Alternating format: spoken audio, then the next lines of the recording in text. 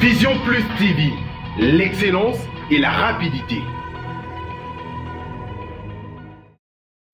Bien-aimés frères et sœurs, bonjour ou bonsoir selon l'heure à laquelle vous vous trouvez. Aujourd'hui, nous allons une fois de plus partager une parole de sagesse autour de la prédestination. Bien-aimés, quand je grandissais, depuis mon jeune âge, je n'avais jamais imaginé que l'existence de Dieu pouvait faire l'objet de questionnements. Je me disais, tout naturellement, Dieu existe. Moi, je ne m'étais jamais posé la question de savoir si il existait ou pas. Né d'une famille de chrétiens et baptisé comme beaucoup de mes compatriotes dans l'église catholique, j'allais à la messe le dimanche et j'ai mangé ma communion jusqu'à l'âge d'adolescent. Donc, Dieu était quelque chose de naturel pour moi, pour ma famille, pour les milieux dans lesquels je vivais. Mais c'est en grandissant, finalement, que j'ai compris, en rencontrant d'autres peuples, en lisant, en voyageant, que j'ai compris que l'existence de Dieu n'était pas aussi naturelle que ça pour d'autres personnes. Donc, qui pour eux, il fallait bien démontrer que Dieu existe. Et là, c'était comme un choc, d'abord dans un premier temps, puisque j'avais tendance à m'énerver parce qu'il faudrait à tout prix que la personne accepte que Dieu existe. Je me disais, mais qu'est-ce qui se passe? Comment il ne peut pas exister? Il ne peut qu'exister. Donc je me trompais. Il n'y a pas très longtemps, j'avais un collègue, un jour, évidemment, il est un Asiatique, je pense, c'est un Arabe, voilà, c'est un Arabe. Un jour, on discutait, la question c'était les conflits israélo-palestiniens, et il me posait la question, est-ce que ces gens, mais pourquoi ils font ça? Moi, j'ai osé dire non, c'est la promesse. Ils ont des dieux. Ah bon? Dieu? Quel Dieu? Moi, je dis, mais Dieu, les créateurs. Il dit, ah bon? Les créateurs. Il leur permet d'aller massacrer les Palestiniens, de faire ce qu'ils font, de tuer. Et Dieu, là, il regarde. Il dit, oui. Moi, je dis, bien sûr, mais pourquoi il regarde? J'ai tenté d'expliquer. Les messieurs, il dit, ben, écoute, arrête avec tes conneries. Si ton Dieu, là, existe, eh bien, c'est lui le vrai diable. Alors, je me suis arrêté, j'ai vu que ça pouvait finir mal. Donc, ce n'est pas aussi évident pour d'autres personnes d'accepter l'existence de Dieu. Mais est-ce qu'ils ont raison? Je dirais tout de suite non. Mais seulement, ils n'ont pas encore eu l'expérience avec Dieu. Ça peut être le cas avec toi. Tu peux avoir des gros problèmes à expliquer à quelqu'un ou démontrer l'existence de Dieu. Ce n'est pas aussi facile que ça. Tu peux avoir la chance d'avoir vécu une expérience personnelle avec Dieu. D'autres non. Et donc, il part de ce que les gens racontent, de ce qu'il entend. On dit Dieu existe. Mais vraiment, il ne peut pas tenir cette thèse-là pour expliquer, ne fût-ce que de manière tout à fait brève, l'existence de Dieu. Quitter l'étape de mon enfance vient finalement l'âge où je devais moi-même m'engager et effectivement vivre une expérience personnelle avec Dieu. Je me suis converti. Évidemment, c'était derrière mon converti. J'étais converti au fait dans les églises de réveil, j'ai vécu une mauvaise expérience où juste 3 mois après la conversion, l'Église, les serviteurs de Dieu se sont embrouillés finalement, c'est les disputes et puis la séparation. J'ai eu le malheur de suivre, si vous voulez bien, la bande de récalcitrants, s'il faut les appeler ainsi. On est allé avec eux et pour démarrer une nouvelle église, évidemment, c'était toujours sous l'influence de mon oncle, chez qui j'ai resté. 6 mois après, une deuxième division, et ça m'a intrigué, parce que la première, tout le monde s'est caché derrière l'idéologie, derrière, n'est-ce pas, la parole de Dieu, cherchant à expliquer l'orientation qui est dans le vrai, qui est dans le faux. Mais avec la deuxième division, finalement, c'était une question d'argent et des intérêts. Et j'ai vu même que mon oncle, qui m'amenait là-bas, il était découragé. J'avoue que j'ai eu un choc. Donc, la foi était complètement troublée. Là, je me suis décidé de voir les choses un peu en responsable. Honnêtement, j'ai commencé à analyser. J'ai compris qu'au fait, il n'y avait rien de Dieu. C'était des intérêts des personnes, des positionnements, les pouvoirs qui devaient être pasteurs et qui ne l'étaient pas. Et ça refroidit ma foi. Et donc, dans ce questionnement-là, je me disais, écoute, toutes ces églises, c'est pareil. Donc, il n'y a rien de Dieu. Est-ce que Dieu existe d'ailleurs? Parce que je n'ai rien vu. Je suis allé, j'ai vu que c'est juste une affaire d'argent. On va là-bas, mais qu'est-ce qu'il y a derrière? Moi, je pense que ça doit s'arrêter là. Je ne peux plus aller à l'église. Bien aimé, je suis devenu plus qu'un athée. Parce que là, les peu de versets que je connaissais, donc j'utilisais ça pour quelque peu détruire tout celui qui veut m'exhorter, qui veut me ramener dans une église quelconque. Donc si tu te mets sur mon chemin pour me prêcher, eh bien, tu en auras pour ton compte. Donc je vire de mon étape d'adolescent où j'ai prié Dieu sans espérance, sans quoi, mais je croyais qu'il existe, il n'y a même pas de questionnement, à l'étape où je me demandais s'il existait. Pour moi, il n'existait plus, il faut que quelqu'un me le démontre. Montre qu'effectivement, il est là, voici quel est l'intérêt que je pouvais avoir pour éviter les risques, n'est-ce pas, de suivre des gens qui, eux, ont des intérêts d'argent. Alors, c'était une période difficile. Ça a pris du temps, jusqu'au moment où, pratiquement, je voulais entrer en mariage. Là, pour moi, j'étais catégorique, Dieu n'existe pas. Donc, c'est de la blague. Ceux qui parlent de Dieu, qui créent des églises, eh bien, ce sont des Christ business. Donc, derrière ça, ils se retrouvent. Point barre. Jusqu'à ce que, moi, j'ai eu une expérience personnelle avec lui. Donc, j'ai commencé par cet exemple pour comprendre qu'il y a des étapes. Avant de parler d'abord de la prédestination, donc il y a des frères, des sœurs, il y a des personnes qui sont d'abord au niveau de l'existence même de Dieu, qui nient.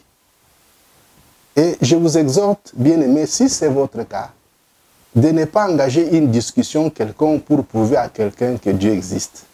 C'est compliqué, ça peut mal se terminer. Ce n'est pas par la démonstration qu'on peut ramener quelqu'un à Christ. Dieu est Dieu, il est souverain. On ne défend pas Dieu. Dieu est le Tout-Puissant. S'il veut appeler quelqu'un, il l'appelle. Il peut l'appeler de différentes manières. Il peut utiliser des méthodes fortes. Si c'est son fils, il finira par l'appeler. Même les plus athées aujourd'hui peuvent devenir chrétiens et même serviteurs de Dieu aujourd'hui. Souvenez-vous l'exemple de Paul, qui a été pris manu militari, à qui Jésus est apparu de manière spectaculaire, aveuglé. Et il entend, lui-même entend Christ lui dire, je suis Jésus que tu persécutes. Donc, alors que c'est quelqu'un qui poursuivait même des chrétiens, les arrêter, les emprisonner, les tuer même. Ça, comme c'était un instrument que Dieu voulait utiliser, il a utilisé des méthodes fortes pour amener Paul à la connaissance du Christ. Donc si quelqu'un est un élu, il y aura un temps où Dieu va le ramener.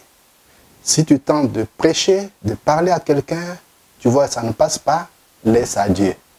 Prie, demande à Dieu de le toucher. Je crois que c'est la meilleure méthode. Donc, maintenant, nous allons dans le camp de ceux qui croient que Dieu existe. Ok, Dieu existe, moi je le crois, puisque, comme je disais, j'ai vécu l'expérience personnelle avec Dieu.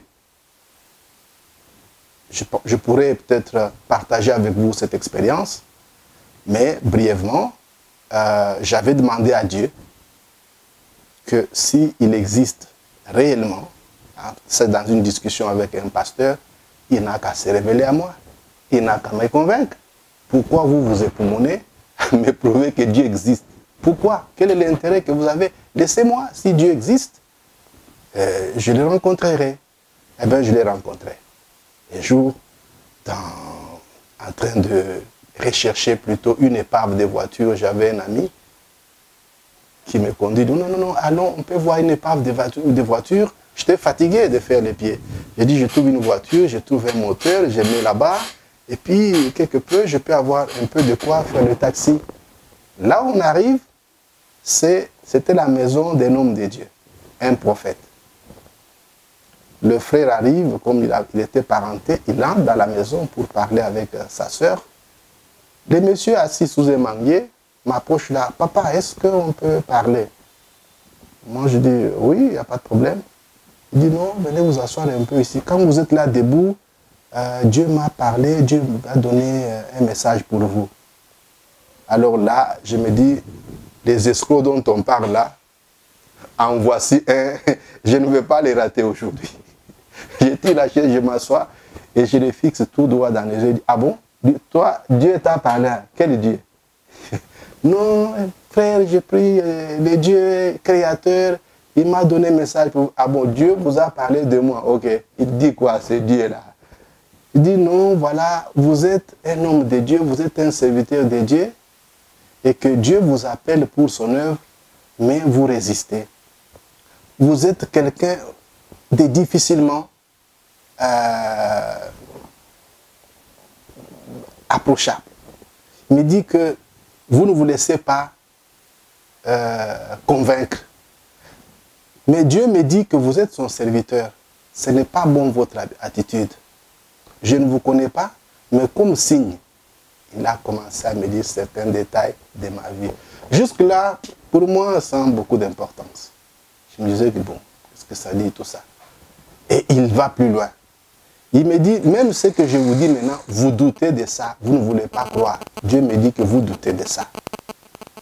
Mais il me dit, voilà, dans 2-3 ans, Dieu va vous amener Manu Militare, vous serez à tel endroit. Il décrit une église que moi je ne connaissais pas, que c'est là qu'il va vous planter pour que vous puissiez le servir. Je vous vois debout avec une Bible ouverte. Bon, pour moi, c'était encore rien. Il me dit, mais Dieu me dit, il faut que je vous le dise pour vous mettre en garde. Je vois devant vous une fille claire de teint. Je vois, elle tient le volant. Dieu me dit qu'elle conduit une voiture. Elle a une voiture. Dieu me dit que cette femme-là, elle est démoniaque. Dis-lui, s'il l'épouse, son séjour sur la terre sera écourté. La femme qui lui est destinée n'est pas ici. Sa femme, je la vois loin. Elle n'est même pas au pays. Là où elle vit aussi un combat. Et que quand tu vas l'épouser, c'est aussi une délivrance pour elle. Il faut que tu pries pour que tu épouses cette femme-là, plutôt que celle qui est devant toi. Ça m'a quelque peu ébranlé, parce que c'était vrai. Quelque chose que c'était vrai. La veille, je venais de discuter avec un ami sur la fille avec qui je sortais. Il me dit, mon frère, cette fille, elle est jolie, mais bon, je crois que si tu l'épouses, ça ne sera pas facile. Je dis, ouais, elle est coriace. Et là, les messieurs me disent ça pendant que moi-même, je doutais. J'avais déjà prédoté une fille. j'étais donc fiancé, qui était en dehors du pays. Donc, finalement, celle qui est venue, elle allait brutalement, elle voulait arracher, au fait, le mariage. Mais, j'ai dit, mais ça c'est quand même sérieux, parce que le monsieur, du coup, je vois qu'il connaît des choses qui me disent semblent être vraies. Dois-je continuer à douter? Mais je n'ai pas donné l'impression de quelqu'un qui a accepté ça. Et à la sortie de mon ami, là, j'ai l'attaque. Je dis, mais moi, mon cher, toi, mais ma vie privée, pourquoi tu dois raconter aux gens? Je dis, mais quelle vie privée? Il dit, non, mais tu n'as pas raconté à ce monsieur de l'histoire. Il dit, qu'est-ce que je peux lui raconter? En quoi ça l'intéresse? Alors j'ai senti que non, probablement c'était Dieu. C'était des choses assez sérieuses. Le monsieur m'avait dit un autre détail. Il dit, comme tout ça, vous n'acceptez toujours pas, je te donne un signe. Tu n'as jamais touché du diamant ni vendu dans ta vie. Dans 2 semaines, on t'amènera un diamant. Tu vas le vendre. Tu boufferas quelque chose, un peu d'argent de ce diamant-là. Quand la chose arrive, sache que c'est le signe que Dieu te donne pour que tu ne doutes pas de tout ça. Cela s'est réalisé dans les 2 semaines. Eh bien, bien aimé, j'ai compris qu'il y a un Dieu qui parle. Et depuis ce jour-là, j'ai commencé à prendre au sérieux certaines choses. Et il y a pas mal de détails qui se sont réalisés par la suite. Pour moi, c'est quand même si on doute, il y a du vrai. Vous pouvez rencontrer Dieu de cette manière-là, où il vous donne une parole vraie et qui vous donne des signes et des orientations pour votre vie. Désormais, moi, je n'ai plus de doute, il existe. Et je le sais. Maintenant, si c'est votre cas, Dieu existe. Est-ce que Dieu a-t-il un plan pour l'humanité? Il y en a, c'est là que les chrétiens discutent. Les uns pour eux, Dieu a un plan. Oui, tout ce qui arrive, Dieu connaît. Dieu a prédestiné. Il a prédestiné quoi? C'est là le nœud du problème. Le contenu de la prédestination. Qu'est-ce qu'il y a dans la prédestination? Pour les autres, non, non, non. Ils reconnaissent que Dieu existe. Mais tout ce qui arrive, c'est l'effort de l'homme. Donc Dieu existe, mais il a abandonné le monde à l'homme, ou l'avenir c'est l'homme, ça dépend de l'homme. Donc Dieu n'est plus là-dedans. Voilà, parmi les chrétiens, parfois j'ai assisté à de longues discussions. Oui ou non, Dieu a un plan. Oui ou non, Dieu a prédestiné chacun de nous à quelque chose. Dieu a-t-il la destinée pour l'humanité? Voilà, c'est ça notre thème. Aujourd'hui, je vais partager avec vous sur la prédestination. Moi, je suis convaincu que Dieu a prédestiné l'humanité. La prédestination est une réalité. C'est une vérité. Puisque je ne connais pas une seule personne qui peut se mettre, si Dieu existe, il a créé le monde, donc il l'a créé comme ça en désordre, il n'a pas un plan, il n'a pas de but. Non, ça ne peut pas exister. Si Dieu est sage, si Dieu, comme on le sait, il est Dieu, il connaît tout. La Bible dit que Dieu a tout fait pour un but. Même le méchant pour les jours de sa colère. Si à tes yeux, par exemple, les moustiques, non mais pourquoi Dieu a créé les moustiques? Laisse les moustiques, je te dis, laisse les moustiques. Dieu connaît pourquoi il a créé les moustiques. C'est un élément de son armée. Les jours où il veut t'attaquer ou attaquer une personne qui se croit être pour lui donner un peu de malaria, il envoie des moustiques, il les pique. Dieu peut faire un recouvrement forcé avec les moustiques. Si Dieu, comment dirais-je, a créé par exemple les abeilles, il a un but. Peut-être pour toi, les abeilles ne comptent pas. Tu aurais voulu qu'ils n'existaient pas. Tu aurais voulu, par exemple, que les mouches n'existassent. Mais laisse les mouches tranquilles. Dieu connaît les mouches. Dieu a un plan avec les mouches. N'en déplaise ta volonté. Mais Dieu connaît tout ce qui existe. Je peux vous dire clairement, parlant de détails de la prédestination. Ce qui vit aujourd'hui, si vous croyez dans la Bible, vous croyez aux Écritures. Dieu s'était fâché un jour. Il a détruit l'humanité par les déluges. Mais c'est lui-même qui a voulu, effectivement, sauvegarder chaque espèce des êtres. Il a donné un plan à Noé. Je crois que vous avez déjà entendu parler de Noé et du déluge. Même la dimension du bateau de Noé, c'est Dieu qui a donné. La matière à utiliser, c'est Dieu qui a donné. Tout ce qu'il fallait y mettre pour que ça soit solide et tienne, n'est-ce pas, dans un déluge, c'est Dieu qui a donné. La provision, parce qu'un bateau du genre de 3 niveaux, c'est quelque chose de gigantesque, c'est pas fait. Noé n'était pas riche. Lui, je ne sais pas combien de temps il a dû, n'est-ce pas, consacrer à la construction d'un bateau de cette taille. Combien d'argent il a dû dépenser. Mais il a fait ça avec la main puissante de Dieu. Parce que Dieu a voulu que chaque être de ceux qui existaient puisse effectivement être sauvegardé. Voilà pourquoi, bien aimé, parce qu'à l'occasion, il aurait profité pour terminer les moustiques et les mouches, parce que tous les êtres ayant disparu, les moustiques ne pouvaient pas tenir au déluge. Ils ont été également épargnés. Tous ceux qui vivent aujourd'hui n'est pas créé après le déluge, mais ont été sauvegardés. Dieu a sauvegardé la vie humaine, la vie animale, n'est-ce pas, du déluge.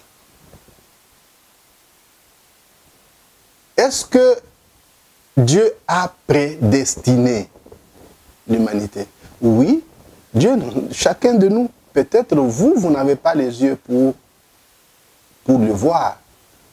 Vous n'avez peut-être pas les oreilles pour l'entendre. Je me rappelle qu'ici à Kinshasa, dans les années 80, quand vous circuliez aux environs du marché central, il y avait des chiromanciens, des gens qui regardaient dans les mains et qui pouvaient dire l'avenir. Ils peuvent vous dire votre nom, où vous êtes né, ce qui vous est arrivé, et ce qui va vous arriver demain et même plus tard. Ces gens-là ont disparu. Quand bien même, je sais qu'ils n'ont fait que quitter les centres-villes pour aller vers les églises. Ils sont devenus des pasteurs. Ils sont venus gonfler, n'est-ce pas, le nombre des pasteurs et le nombre des églises. Donc, ces gens-là lisaient dans un fichier quelque part. Les fichiers qui existent, ils ont la capacité de lire dans le fichier. Ils lisent votre passé, ils peuvent également lire votre avenir parce que c'est écrit. Il n'y a pas de surprise, c'est écrit. Quand je parle de prophètes, des gens qui peuvent vous lire l'avenir, ils ont aussi la capacité de chiffrer, de regarder dans les fichiers que Dieu a écrit. Ils peuvent vous dire ce qui arrivera pour vous, ils peuvent dire ce qui arrivera pour la nation, ils peuvent vous dire ce qui arrivera pour l'humanité. Ces gens-là ne font que lire dans les fichiers de ce qui existe. Bien aimés, soyons humbles. Ce n'est pas parce que vous ne connaissez pas quelque chose que cela n'est pas vrai. Ou quand vous ne connaissez pas la chose, donc la chose n'existe pas. Il y a plein de choses que nous ignorons, mais qui existent. Nous ne connaissons qu'en partie. Donc soyons humbles. Il ne pouvait pas en être autrement. Dieu ne pouvait pas créer l'humanité pour l'abandonner. Dieu ne peut pas créer le monde pour l'abandonner. Quand vous regardez l'harmonie qui existe dans l'univers, dans le monde, vous regardez les eaux, comment Dieu a défini les limites, les forêts, le ceci. Le monde ressemble à un beau jardin, n'est-ce pas, qu'un génie a créé, il a prédisposé. Les animaux, les ceci, c'est très beau. Même les milieux naturels, c'est très beau. Ça ne peut pas être quelque chose de hasard. Il ne peut pas avoir créé aussi sans avoir les buts. Les buts, bien entendu, qui est sa gloire. Si vous êtes d'accord avec moi sur la prédestination, ça signifie Dieu a créé le monde, il a un plan, il a destiné à des choses. Je crois que c'est déjà une avancée. Maintenant, quel est le contenu de la prédestination? Parce que j'ai discuté avec un frère, pour lui, Dieu connaît tout, il a tout fait, il n'y a plus rien à faire pour nous les hommes, quoi. L'homme est irresponsable par rapport à ce qui lui arrive dans la vie. Tout, c'est Dieu. Ce qu'il fait, la vie même, le travail qu'il fait, tout ce qu'il peut avoir comme activité, c'est Dieu. C'est là qu'il y a le problème. C'est là qu'il faut faire la part des choses. Parce qu'il y a la part de l'homme dans le devenir. Avoir un plan, je voudrais prendre un exemple pour me faire comprendre facilement. Un plan, je prends quelqu'un qui veut construire un grand immeuble, un grand projet, immeuble de 50 niveaux. Il a un plan, il a les colonnes, il a la matière, il fait et commence à ériger. C'est fait. Maintenant, à l'intérieur du plan, du bâtiment, il y a des matières qu'il peut utiliser. Il y a la couleur qu'il peut y mettre. Il y a ceci ou cela, il y a le meuble, il y a plein de choses. Chaque chose jouant un rôle quelconque. Donc, destiné à une fonction au sein du bâtiment dans le plan. C'est un peu comme ça. Donc, l'homme ne peut pas détruire le plan de Dieu. Il n'y a rien qui peut détruire. Le plan là existe. Je vous donne un exemple. Nous sommes nés, nous trouvons, le soleil se lève à l'est, il se couche à l'ouest. Nous n'avons pas le pouvoir de changer l'itinéraire du soleil. Ça sera comme ça. Il y a toujours un matin, il y a un soir. Nous avons trouvé, nous partirons. Combien de gens ont existé avant nous? Est-ce que vous avez déjà imaginé qu'aujourd'hui, les démographes parlent de près de 7 milliards de vivants sur la Terre? En 2120, par exemple, en 2130, j'imagine que nous tous, toi et moi, et les 7 milliards qui vivons aujourd'hui, nous n'existerons plus. Nous serons devenus poussière. Ce sera d'autres milliards de générations qui vont naître après nous, qui seront sur cette terre. Rien n'aura changé. Le soleil se lèvera toujours à l'est, il se couche à l'ouest. Il y aura toujours un matin, il y aura un soir, il y aura la pluie, il y a la saison sèche. Et toutes ces choses respectent et répondent aux lois de Dieu. Avant nous, il y a eu des milliards et des milliards qui ont vécu sur cette terre, qui sont morts, qui sont devenus poussière. Il y a eu des villes bâties sur cette terre, à certains endroits du monde, qui se sont écroulées. Et la brousse, la forêt a repris l'espace. Nous, nous sommes dans le temps. Les hommes s'inscrivent dans le temps parce que nous sommes temporels. Nous vivons pour un temps sur cette terre. Dieu n'est pas dans le temps. Dieu, lui, il est dans l'éternité. Un jour, c'est comme 1000 ans. 1000 ans, c'est comme un jour. C'est comme ça, il peut dire aujourd'hui une parole. Peut-être que tu ne peux pas vivre ça pendant le peu de temps de ta vie. C'est pas pour dire que c'est faux. Parce que toi, tu es dans le temps. Tu peux partir et à travers, comment dire, le temps, au fait, règle le compte à toute chose. Quand on prend une perspective d'éternité, tout est variable, tout est changeant. Il n'y a que Dieu qui demeure. À long terme, il n'y a rien qui subsiste. Il n'y a que Dieu. Et dans le devenir de l'humanité, Dieu a placé l'homme au centre. Bien qu'il a prédestiné l'humanité, il a donné à l'homme une partie de Dieu pour qu'il participe à l'œuvre de création. Dieu travaille avec nous, avec notre intelligence, avec notre force physique, avec notre volonté. Dieu travaille avec nous pour créer. Nous sommes une partie de Dieu dans l'œuvre de création. Quand Dieu a fait son plan, toi tu es comme une brique à l'intérieur de ce plan-là. Une brique ne va rien changer du plan des colonnes d'un bâtiment de 50 étages. Les jours où tu te mets à scier, par exemple, une colonne, tu veux détruire ça, quelque chose va te tomber sur la tête, et puis tu es parti. Dieu a décimé comme ça les gens sur cette terre. Souvenez-vous de Corée d'Atan, où on a un trou se crée, 50 personnes ou 100 personnes sont tombées, ils meurent. Quand tu te mets à combattre Dieu, à combattre un plan de Dieu, que tu le saches ou non, que ce que tu combats est l'œuvre de Dieu, Dieu va t'éliminer. Qui est l'homme pour que l'Éternel puisse s'en souvenir? Ça, c'est ce que Ecclésiaste nous dit. Qui est l'homme? Un grain de sable. Je vous ai dit que nous sommes des milliards sur terre. Avant nous, c'est des milliards et des milliards qui ont vécu. Après nous, ils vivront. Toi, qui es-tu pour que Dieu puisse s'en souvenir? Qui es-tu pour changer le plan de Dieu? Qui es-tu pour changer le cours de l'histoire? Dans la prédestination, tu n'as pas choisi de qui tu vas naître. Tu as vu que tu es né. Tu ne connais pas les jours de ta mort, Dieu le sait. Dieu connaît. Mais entre les jours où tu es né et les jours de ta mort, il y a des choses qui dépendent de ta volonté. Où Dieu dit, je mets devant toi la vie et la mort, choisis la vie.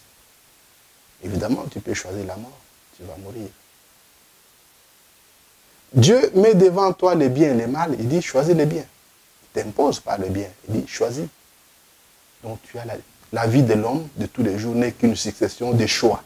On fait le choix du bon et du mauvais. Dieu ne te dit pas, achète une chemise noire. Aujourd'hui, tu vas manger le poulet. Demain, mange le poisson. Comme Dieu connaît tout, il fait tout. Ce n'est pas ça le rôle de Dieu. Dieu nous a dit, en nous créant, ce que vous déciderez sur la terre, ce que vous lirez sur la terre, sera lié au ciel. C'est-à-dire qu'il vous a donné un pouvoir et il n'intervient pas dans cette matière-là. Il ne regarde même pas, c'est la part de l'homme.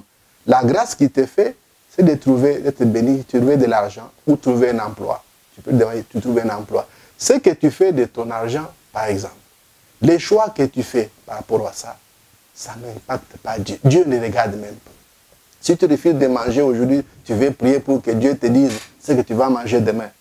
Tu prieras jusque demain, tu n'auras pas la réponse de Dieu de ce que tu mangeras demain. Si tu veux savoir les plans de ma maison, à moi où je vais habiter, je demande à Dieu de me donner des plans. Tu prieras, tu peux me gêner, prier. Dieu ne te donnera pas un plan de la maison là où tu vas vivre. Tu n'as qu'à contacter un architecte qui te fait le plan. La solution elle est claire. Pourquoi tu vas la chercher chez Dieu? Dieu ne fait pas des plans de maison des individus.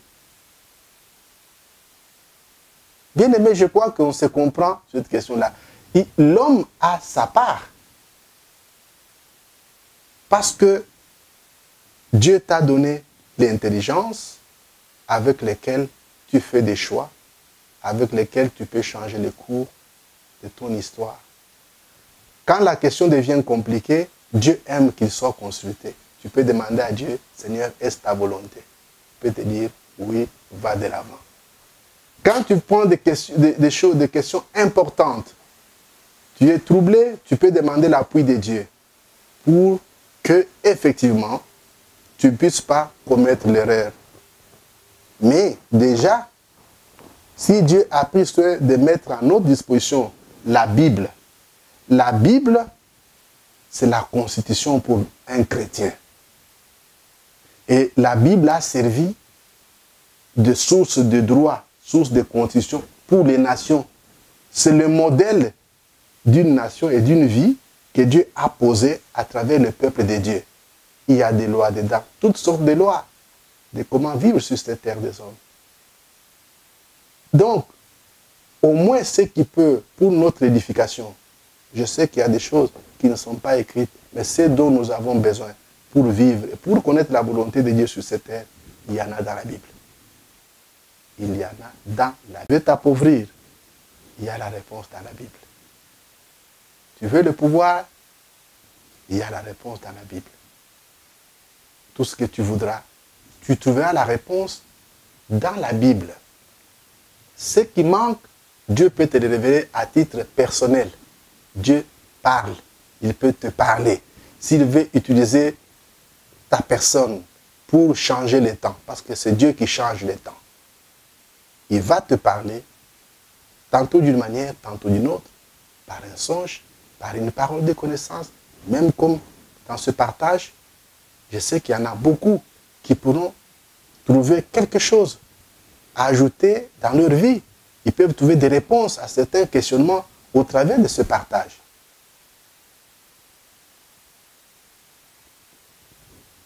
La prédestination ne dégage pas l'homme de sa responsabilité en tant que gérant, parce que la terre, Dieu l'a confiée au fils d'Adam.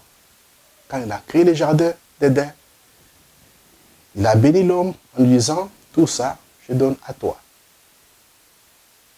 Multipliez-vous, remplissez la terre, soumettez-la, assujettissez-la. Il l'a rendu maître de tout ce qui est sur la terre. Bien aimé, est-ce que vous êtes déjà rendu compte que parfois, quand vous êtes debout ou quand vous êtes dans une église en train de danser, Alléluia, Alléluia, Alléluia, est-ce que vous pouvez vous imaginer que vous écrasez quelques fourmis qui passaient par là? Vous les écrasez? Est-ce que Dieu vous demande de compte pour avoir écrasé les fourmis? Est-ce que vous savez même que vous écrasez les fourmis dans votre passage? Non. C'est-à-dire que Dieu vous a donné de ça. Vous détruisez ce que vous voulez. Vous créez votre environnement. Quand les cafards entrent dans votre maison, vous prenez du produit, vous les exterminez. Dieu ne vous demande pas de compte. Il ne vous demandera jamais de compte pour avoir détruit les cafards. Mais c'est quand vous vous attaquez à l'œuvre de Dieu, dans le cadre du plan de l'humanité, eh bien, vous allez rencontrer Dieu sur son chemin. Parce que l'activité de l'homme a beaucoup entamé, au fait, les fondements de l'œuvre de création. Nous avons créé beaucoup et nous continuons à créer des problèmes écologiques. Nous détruisons les forêts, nous détruisons les eaux, nous changeons, au fait, nous voulons que les naturels deviennent surnaturels. Nous sommes en train de bouleverser l'ordre naturel des choses. Ça, nous allons répondre de ça devant Dieu. Bien-aimés, je ne sais pas si vous avez pu, n'est-ce pas, trouver quelques apaisements. Je voudrais parler d'apaisement au travers de cet échange. La prédestination est une réalité. C'est vrai, Dieu connaît toutes choses et il nous a prédestinés. Mais il a donné le pouvoir à l'homme de faire des choix qui peuvent changer sa vie personnellement. En tant qu'individu, il peut changer sa vie, il peut choisir la vie ou la mort. Et cela ne change en rien le plan de Dieu, qui est un plan pour, au fait, l'humanité, pour des grandes choses, pour des nations. Dieu peut avoir un plan pour une nation. Il va susciter des hommes, leur donner les capacités de changer le temps, de changer le cours d'une nation. Mais dans la vie de tous les jours, tu fais des études que tu veux. Si tu veux devenir médecin, c'est toi qui veux. Tu vas faire des études et tu les deviendras. Tu dis, non, non, non, moi je veux devenir, par exemple, chauffeur. Tu n'as qu'à aller dans une école, tu apprends à conduire, tu commences à conduire. Tu ne demandes pas à Dieu, bon, Dieu, je vais devenir chauffeur, que Dieu vienne t'apprendre à conduire la voiture. Ce n'est pas le problème de Dieu. Vous comprenez qu'il y a beaucoup de choses dans la vie, ce sont nos choix que nous faisons. Tandis que le nombre de cheveux de ta tête, comme ce n'est pas toi qui as créé les cheveux, c'est seul Dieu qui connaît le nombre de cheveux de ta tête. C'est sa responsabilité. Les choses cachées appartiennent à Dieu. Les choses révélées appartiennent aux hommes. Ce qu'il a voulu que nous puissions savoir pour vivre, pour bien vivre, pour au fait être heureux sur la terre, il nous a fait savoir. Quand on ne le sait pas, il nous le révèle toujours. Il nous parle, il nous oriente. Bien sûr qu'il, d'une façon Mais sur cette terre, je voudrais vous dire qu'il y a des hommes qui assistent au conseil de Dieu. Quand Dieu veut décider au ciel, il y a de ces hommes-là qui sont ses serviteurs, à qui il associe au conseil de Dieu, qui peuvent vous dire que Dieu a décidé ceci pour le Congo. En déplaise, ce que vous croyez, peut-être pas parce que vous n'avez jamais été associé au conseil de Dieu, vous vous dites non, non, non, ça n'existe pas. Ça existe. Il y a des hommes à qui Dieu,